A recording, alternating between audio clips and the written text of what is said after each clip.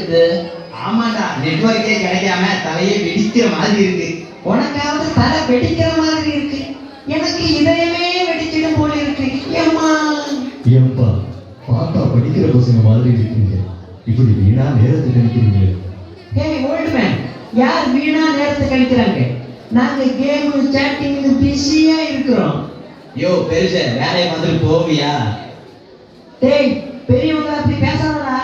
அந்த கிழவன் சொன்ன கேட்க மாட்டான். போயா போயா.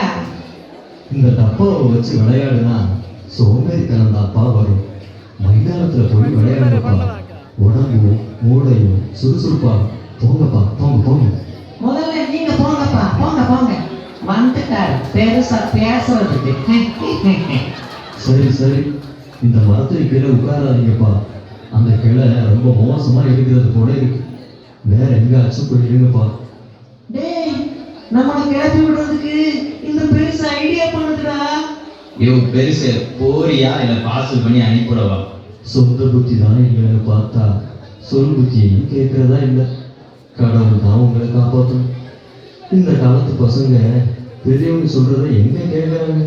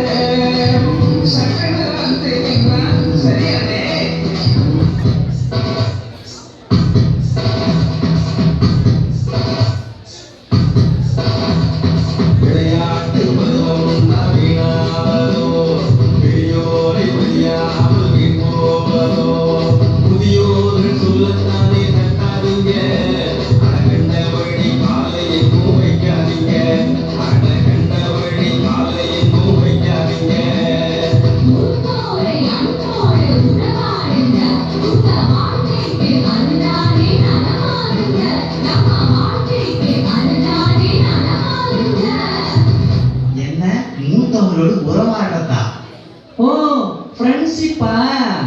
ஃபேஸ்புக்கு, வாட்ஸ்அப்பு, ட்விட்டர், நாங்கெல்லாம் வேற லெவல்ல போயிட்டு இருக்கிறோம்.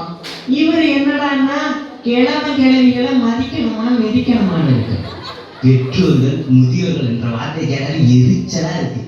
நாளைக்கு சாவு போறவங்கள்ட்ட போய் நட்பு வச்சுக்குமா? நட்பு என்னப்பா சொன்னேன்?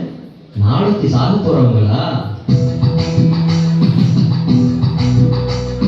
பழுத்த இலையை கண்டு பச்சை இலையை சிரிச்சுதான். பச்சை இலையும் ஒரு நாள் பழுத்த தலையில் விழுந்துச்சா. அடுத்த இலை இதையும் பார்த்து விழுந்து விழுந்து சிரிச்சுதான். அதையும் போல ஒன்றை இப்போ நானும் பார்த்து சிரிக்கிறேன். சிரிப்பா நிறுத்துறீங்களா? எங்களை பார்த்தா எப்படி தெரியுது?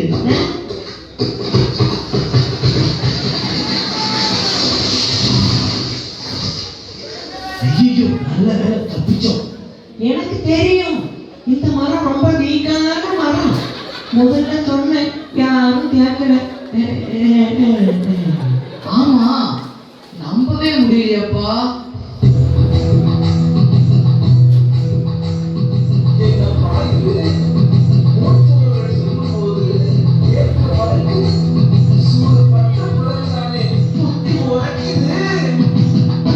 தப்புதாங்க, அந்த பெரியவர் சொல்லும் போது உதாசனப்படுத்திட்டோம். இப்பதாங்க புரியுது. ஆமா, அது தப்பு இல்லையா? பெரியவங்களை மதிக்கணும் இல்லையா? அது சரி, அந்த பெரியவருக்கு மட்டும் எப்படி தெரியும் இந்த கிளை உடஞ்சி விடுவோன்ட்டு? அதுதான்ப்பா அனுபவ அறிவு.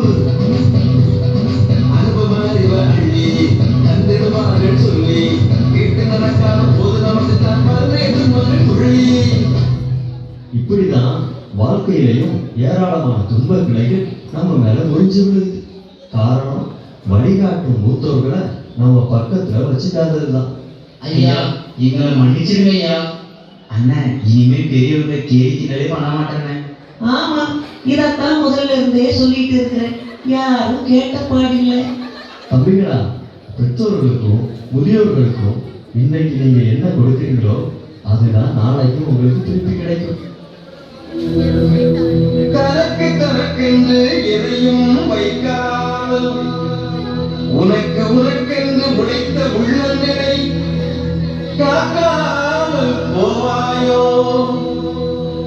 தனக்கென்று உனக்கென்று வரும்போது நீயும் தான் வேதனை அடைவாயோ? நீயும் தான் வேதனை அடைவாயோ? இளையோர்களே, நீங்க இளமையில எதை விதைக்கிறீங்களோ அதை தான் புதுமையில அறுவடை செய்ய முடியும். சரியா சொன்னீங்கண்ணே. இனி எங்க வாழ்க்கையில மூத்தவர்களை மதிச்சு நடப்போம். அப்பாடா, இப்பவாது உங்களுக்கு புத்தி வந்துச்சே.